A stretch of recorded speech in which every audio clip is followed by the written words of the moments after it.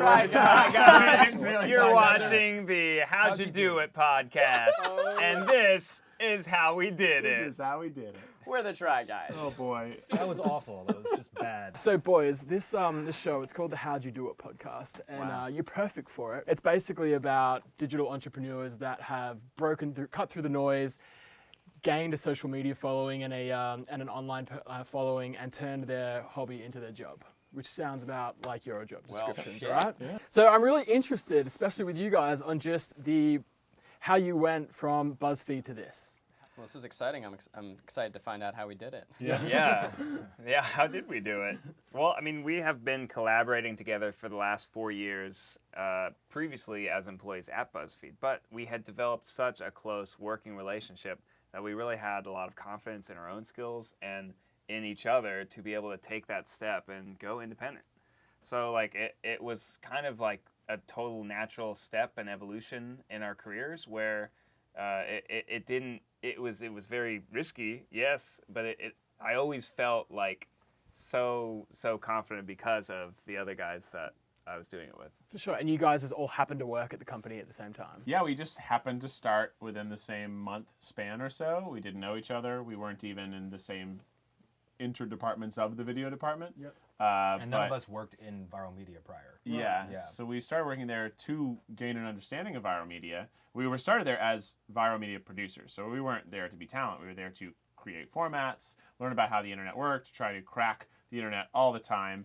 And at some point, 4 years ago, we did a video together, and BuzzFeed hadn't done any cast-specific stuff at that time, but we felt we had a really fun dynamic on camera, and we just sort of made a handful of videos. We threw a name on it, and it just started growing.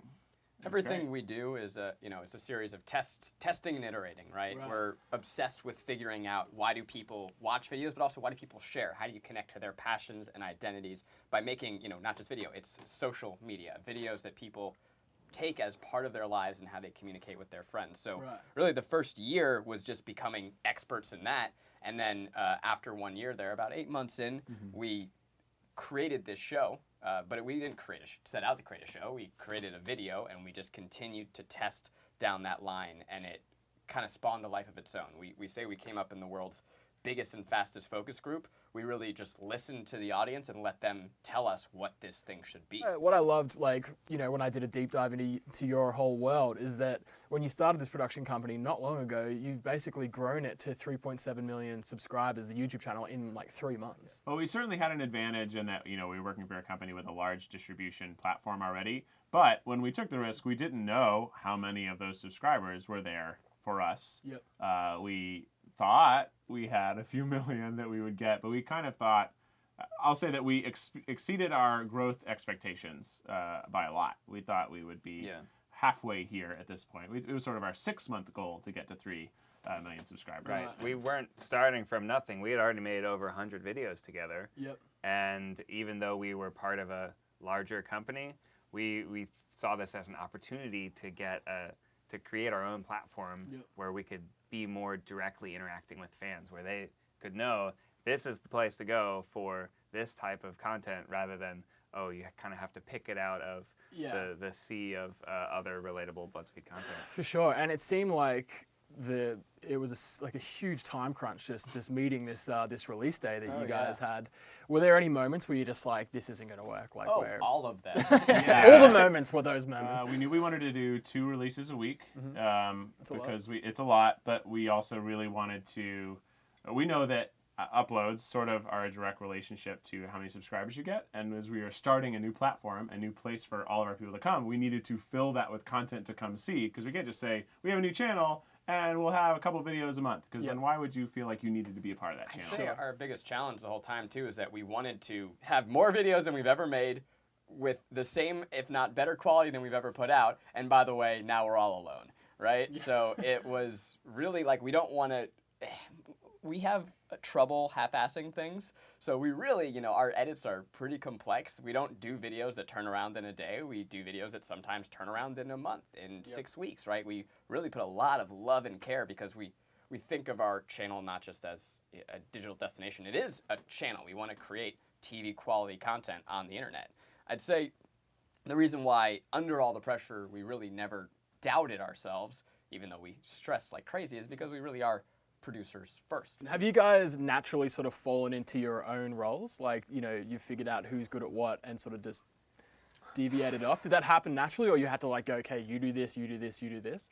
It happened naturally, and then we have more stuff always coming in. So yes, there's stuff that happened naturally, and then there's also stuff that's been assigned, and it's not even necessarily always to your strengths, but who has the availability for that communication. Yeah, for sure. And guys, there's a lot of up-and-coming YouTubers who listen to this podcast and watch this show. What's your advice to anyone that's going to go out and do the same sort of thing and start a channel with a couple of buddies or by themselves? I think anyone interested in going into digital content creation should remember that it's a medium. It's not necessarily a role that you're stuck in. Right. So it's a medium that shares a lot of different disciplines across all art and entertainment. So even if you're not necessarily just out shooting your own videos, like get into things like theater, performance, directing, editing, film, behind the camera work. All of that is going to be helpful for you at some point as a content creator, because we all had to become experts in some way at every single position one might specialize in a more traditional field. So yeah, I mean, even if you're not necessarily launching YouTube yet, it doesn't hurt to feel well-versed in all the different sort of expressions you can have artistically. Sure. Lots of skills. As many skills as you can have. All the hats. There's never like, you never have too many skills. I'm going to play a quick little game with you guys to finish off, just to get to know you guys a bit better. Just tell me, all right, so it's pretty simple. Just tell me the most likely person out of the four of you in all these scenarios. That's All a right? good game, too. Most likely to forget their line. Zach. Yeah. Most likely to laughter in a take. Zach. Most likely to mess up the punchline to a joke or story. If it's about line flubs, I hope you got some different questions. Most likely to be hated by the group. Yeah. Most likely to post a cringeworthy photo on social media. Ned. Probably. Yeah, me, yeah. for sure. Right. If you're a dad now, you can do it. Yeah, if you want. exactly. Most likely to fail at most sports they try. Ooh, right here, both of It's sort of a us. tie here. I think Zach. everyone's pointing at you, bud. Yeah. We'll say Keith to take Zach off the hook. Yeah. I'll take the bullet. Most likely to win a cook-off. I would say I think Keith. Maybe. Yeah. Yep. Very good at cooking. Least likely to win a cook-off, Zach. Most likely to order a pumpkin spice latte. Ned. Yeah, for sure. It's Loves canon. he love calls it. them PSLs. Oh, yeah. Oh, okay, Which yeah. sounds way too close to sounds something gross. else. Yeah. What's wrong with the PSL? Because you're like, I'm gonna get my PSLs. Okay. The audience. Most I likely to bail the earliest on a night out. Ned. Oh, obviously. Oh, me. Right, right. That's fair enough Like- now. Best Australian accent. Ooh, probably Probably. Eugene. I was gonna say probably Keith. No, I'm terrible. You at wanna accents. have a Yeah, crack at it probably real quick? Eugene, No yeah. judgment here. I can check if it's I'll listen to some horrible Australian ones. accent. He's already. Play. I get 7 words before it's bad British. Good eye, mate. Put a little good eye, mate. get on the barbie. We're here talking on the podcast. Yeah. I'm Australian. You would Podcast. have nailed that as a podcast. Podcast. I love the Opera House. Most likely to embarrass their future children. Well, I mean, I Ned's guess the only Ned's one in the with lead, a right? child. He has a yeah. kid. But he said future children. Oh. I'm gonna still say Ned.